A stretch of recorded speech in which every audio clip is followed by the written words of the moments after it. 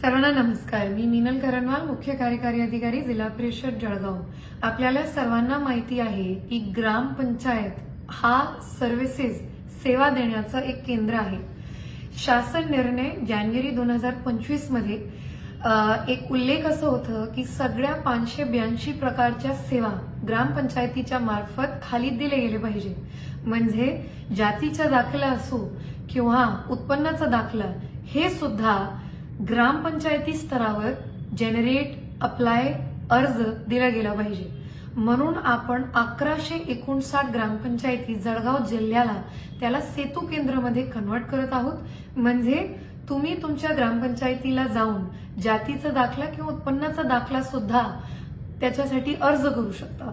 म्हणून मला सर्वांना एक विनंती करायची आहे की तुम्ही ह्या कामासाठी तहसील कार्यालयाला किंवा बाहेर कुठल्याही अनधिकृत सेतू केंद्राला न जाता ग्रामपंचायतीला त्याचा लाभ घ्यावा। धन्यवाद।